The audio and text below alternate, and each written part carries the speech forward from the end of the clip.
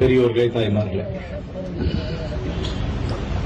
மாண்புமிகு நிதியமைச்சர் அவர்களுக்கு, முன்னாள் நிதியமைச்சர் அவர்களுக்கு நமது பகுதியிலே பல நூலகங்களை அமைக்க வேண்டும் என்பது ஒரு பெரிய ஆசை.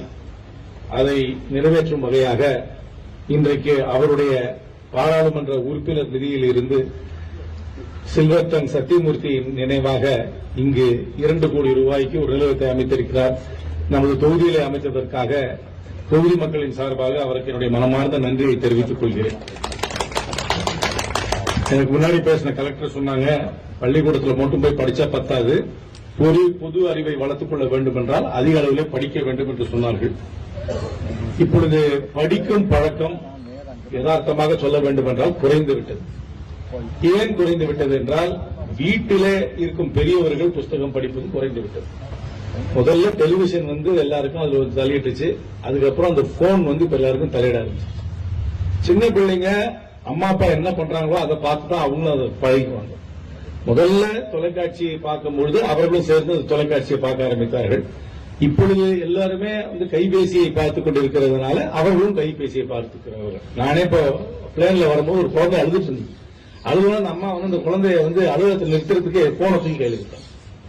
இந்த டிஜிட்டல் இன்டர்பியரன்ஸ்னால புஸ்தகம் படிக்கிற பழக்கம் நிறைய குறைஞ்சிருச்சு. நீங்க இப்ப புக் ஃபேர் கூட நடத்துறாங்க. நம்மள புக் ஃபேர் நடத்தும்போது நானே மாவட்ட ஆட்சித்தலைவர் சிவகங்கையில கேட்கும்போது எந்த புக் அதிகமா விக்குதுன்னா, பெரும்பாலும் இந்த எக்ஸாம் எழுத வேண்டிய, அதாவது செல்ஃப் இம்ப்ரூவ்மெண்ட், இந்த எக்ஸாம் எழுத வேண்டிய புத்தகம் தான் படிக்க நிறைய பேர் வாங்குறாங்க ஒழிய தங்களுடைய சொந்த மகிழ்ச்சிக்காக யாரும் புத்தகம் படிக்கிறது ரொம்ப குறைஞ்சு போச்சு. ஒரு பிரஷர்ல தான் புக் படிக்கணும். எக்ஸாம் எழுதணும், எக்ஸாம் பாஸ் ஆகணும், இந்த கோர்ஸ் முடிக்கணும், இந்த என்ட்ரன்ஸ் எக்ஸாம் எழுதாகணும், ஒரு பிரஷர் இருக்கு, ஒரு அழுத்தம் இருக்குல்ல, அந்த அழுத்தம், அந்த பிரஷருக்காக தான் புத்தகம் படிக்கிறாங்க ஒழிய தங்களோட மகிழ்வுக்காக, அதாவது பிளஷருக்காக படிக்குவது ரொம்ப குறைந்து விட்டது. அதனால நான் வேடிக்கையா சொல்லுவேன், எங்களுடைய கட்சி சார்பாக யாராவது சீட்டு கேட்கும்பொழுது கேட்டுருவேன், கடைசியா எந்த புத்தகம் படிச்சீங்க அதை தொகுத்து கொடுங்க, அப்பதான் உங்களுக்கு ஒரு சீட்டு கொடுப்பேன்னு சொன்னா 30 பேர் கட்சியில சீட்டே கொடுக்காம போயிடும். இதான் உண்மை.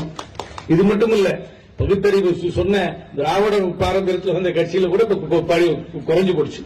இப்ப எல்லா பழக்கம் முதலமைச்சர் சொன்னதுனால எல்லாரும் புஸ்தகம் தான் கொடுக்குறாங்க நிகழ்ச்சி. இப்ப நான் ஒரு பழக்கம் வச்சிருக்கேன், யாராவது எனக்கு புஸ்தகம் கொடுத்தாங்கன்னா முதல் கேள்வி அவங்க கேட்கறது, நீங்க இந்த புஸ்தகத்தை படிச்சிருக்கீங்களான்னு கேட்கறது. நீங்க படிச்ச புஸ்தகத்தை எனக்கு தயவுசெய்து நீங்க அதை அன்பளிப்பா தர வேண்டும் என்று நான் கேட்டுக்கொள்கிறேன்.